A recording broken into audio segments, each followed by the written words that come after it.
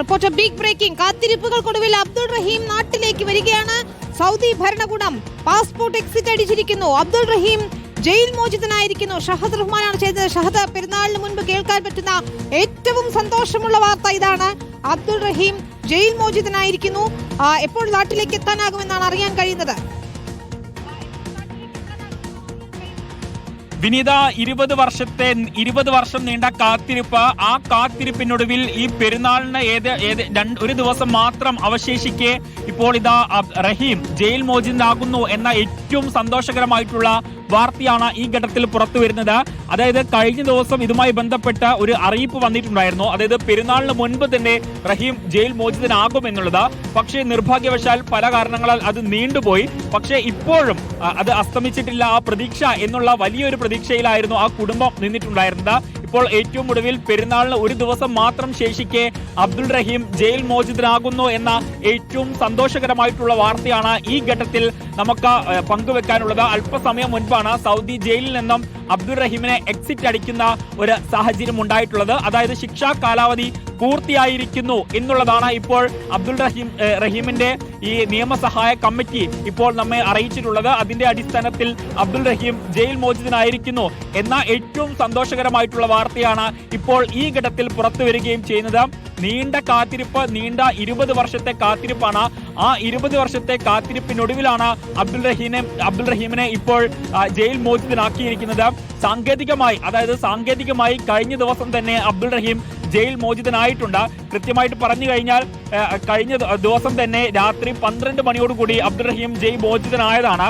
പക്ഷേ അതിൽ സാങ്കേതികമായിട്ടുള്ള ചില ബുദ്ധിമുട്ടുകൾ ഉണ്ടായിരുന്നു. പ്രത്യേകിച്ച് അവിടെ അവധിയാണ്, പെരുന്നാളുമായി ബന്ധപ്പെട്ട് അവധികൾ ഉണ്ടായിരുന്നു. ആ അവധിയുടെ പശ്ചാത്തലത്തിൽ അവിടെയുള്ള ഓഫീസുകളൊന്നും തന്നെ പ്രവർത്തിക്കുന്നുണ്ടായിരുന്നില്ല. അതിൻ്റെതായിട്ടുള്ള ചില സാങ്കേതിക ബുദ്ധിമുട്ടുകൾ ഉണ്ടായിരുന്നു. പക്ഷേ അപ്പോഴും അവിടെയുള്ള ചില ഓഫീസുകൾ പ്രവർത്തിക്കും എന്നുള്ളത് അന്ന് നിയമസഹായ സമിതി അറിയിച്ചിട്ടുണ്ടായിരുന്നു.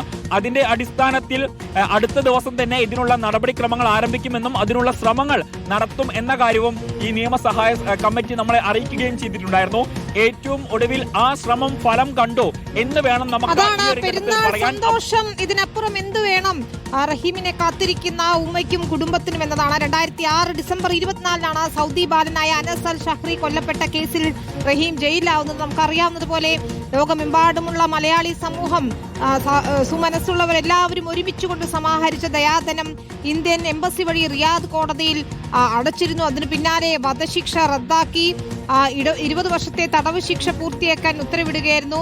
ആ തടവുകാലം അവസാനിച്ചുകൊണ്ട് റഹീം ഇപ്പോൾ ജയിൽ മോചിതനാവുകയാണ്. നേരത്തെ ഷഹദ് പറഞ്ഞതുപോലെ തന്നെ പെരുന്നാൾ അവധിയായതുകൊണ്ട് എക്സിറ്റ് ഉത്തരവ് പുറത്തിറങ്ങാൻ വൈകിയതാണ് മോചനത്തിന് ഇത്ര താമസമുണ്ടാക്കിയത്. എമിഗ്രേഷൻ നടപടികൾ പൂർത്തിയാക്കിയാൽ ഉടൻ നാട്ടിലെത്താനാകും. പെരുന്നാൾ സമ്മാനവുമായി ഉമ്മയ്ക്കരികിൽ എത്താനാകും, അല്ലേ ഷഹദ്? തീർച്ചയായും വിനീത, അതായത് ഇതുമായി ബന്ധപ്പെട്ടുള്ള എന്ന് നാട്ടിലെത്തും എന്നത് സംബന്ധിച്ചുള്ള അന്തിമ തീരുമാനം ഒരുപക്ഷെ ഇന്ന് രാത്രിയോ അല്ലെങ്കിൽ നാളെ ഉച്ചയ്ക്ക് മുൻപായോ നമ്മളെ അറിയിക്കാൻ സാധിക്കും എന്നുള്ളതാണ് ഇപ്പോൾ കമ്മിറ്റി ഭാരവാഹികൾ നമ്മെ അറിയിച്ചിട്ടുള്ളത്. കാരണം അവിടുത്തെ മറ്റ് നടപടിക്രമങ്ങൾ പൂർത്തിയായി കഴിഞ്ഞ് നാട്ടിലേക്ക് എന്ന് വരാൻ സാധിക്കും എന്നത് സംബന്ധിച്ച് അന്തിമ തീരുമാനം ഇന്ന് രാത്രിയോ അല്ലെങ്കിൽ നാളെ ഉച്ചയ്ക്ക് മുൻപോ ആയി നമ്മളെ അറിയിക്കാൻ സാധിക്കും എന്നുള്ളതാണ് ഇപ്പോൾ നമ്മൾ കുടുംബവുമായി ബന്ധപ്പെടുന്ന ഘട്ടത്തിൽ നമുക്ക് മനസ്സിലാക്കാൻ സാധിക്കുന്നത്.